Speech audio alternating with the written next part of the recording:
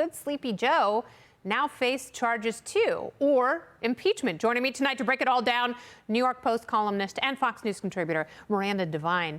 Miranda, this is very interesting because a lot of people on the left will push back and say, you know, what do we care about Hunter Biden? Why do we care about Hunter Biden, what he was doing in 2014 and 2015? Why is this significant? Well, this is the first time that James Comer, who's the head of the House Oversight Committee, has pointed the finger directly at the president, at Joe Biden, for allegations that have come out to do with his vice presidency. Supposedly, this whistleblower is talking about allegations to do with bribery and a foreign nation. We do know that that foreign nation is not China.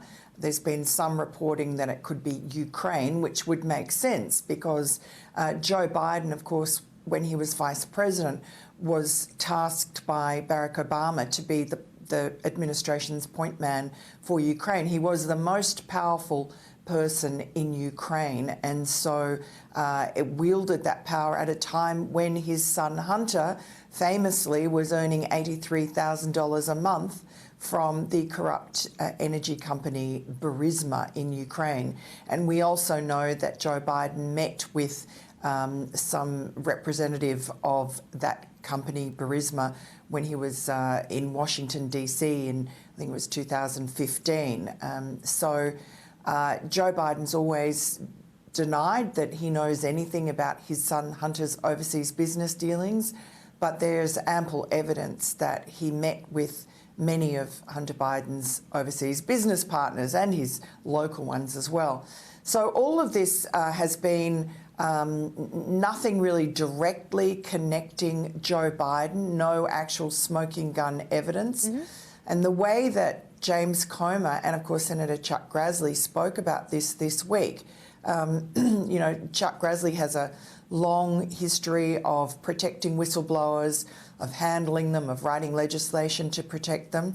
And so I think that these two senior Republicans must be pretty certain that this is a very credible whistleblower, that's what we've been told, and that this information really is detrimental to the president. And we also know that this is a new whistleblower. This is not the IRS whistleblower that was talking about Hunter Biden being shielded from a more thorough investigation. This has to do with the vice president directly. Interestingly, this FBI document that they are trying to gain access to is unclassified. Do you think it will remain unclassified?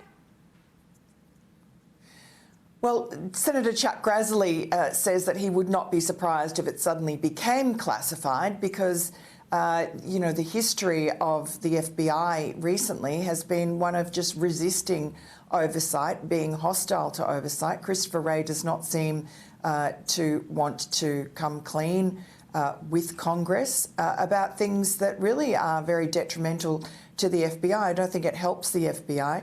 We do know from the letter that Chuck Grassley and James Comer sent to Director Wray that this they're looking for a form which is called a 1023, which is what the FBI uses for confidential human sources, and it's then filed in a restricted server in a separate system to what normal interviews with witnesses are or subjects. And so it already has some sort of restricted access, but it's not confidential, and there's no reason why it should be. But I just am not holding my breath just from the recent history, from Christopher Wray's behaviour. I don't think that they are going to let this document out of their hands.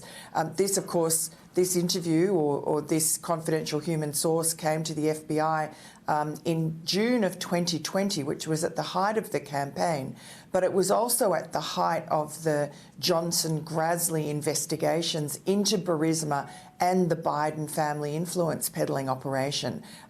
There was a lot of information coming out at that time, and the Democrats, remember, at that time, they wrote to the FBI, and that was the beginning of the FBI's intervention. Ron Johnson said he got a bogus debriefing, defensive briefing by the FBI. He felt that this was all to throw him off the scent of Joe Biden and the influence peddling well, scheme. someone knows something. That whistleblower knows something. You know, again, this is an intelligence source who has a direct link between, allegedly, between the vice president, a foreign national, and a pay-for-play bribery scheme while he was vice president. That could be very damning, and I hope that we get to see it because we deserve to see all of that. Enough of the opacity from various bureaus and elements of this administration and the federal government. We deserve to see what's in there. Thank you for your reporting, Miranda. Thanks so much.